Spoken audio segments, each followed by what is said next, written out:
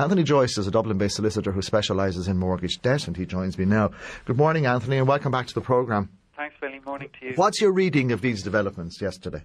Yeah, this is just what we've been expecting, where we're seeing the first few going through, which will obviously be fairly much publicised, but hopefully then this will be the norm going forward in the next few years while we work through this huge overhang of debt.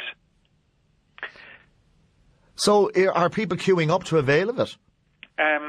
Well, what we're seeing every day, people are still contacting us, and it's what we're trying to do is at first do an informal arrangement with the bank, and then when that's failing, then there's no alternative but then to go down this route of the formal solution, which is through the Insolvency Service of Ireland, and that's where you've two options there. Well, there's three options, but really two involving debt over €20,000.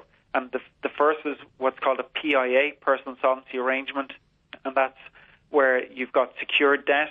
And this, the other option is a Debt Settlement Arrangement, or DSA, and this is the type of arrangement where it involves unsecured debt, and that was the case that was dealt with yesterday.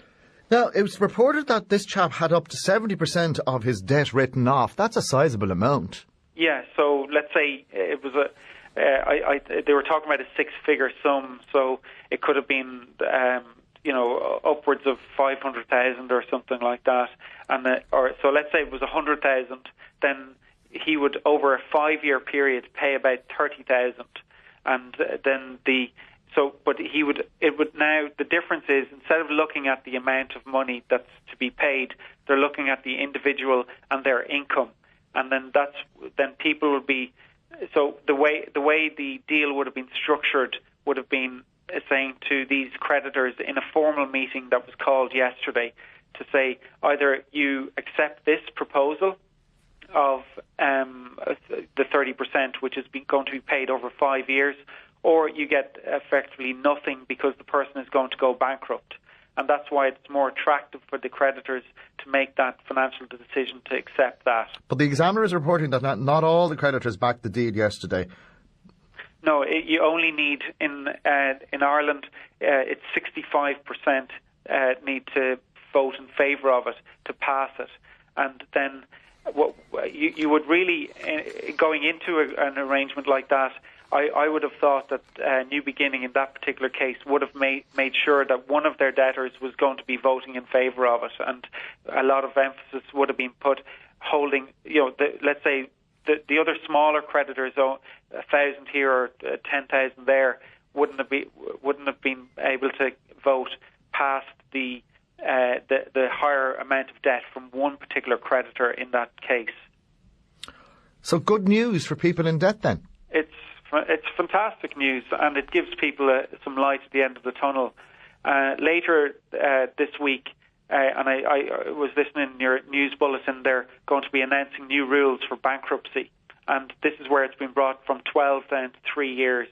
And it's taken such a long time to come in. It just feels like we've been talking about this for an age.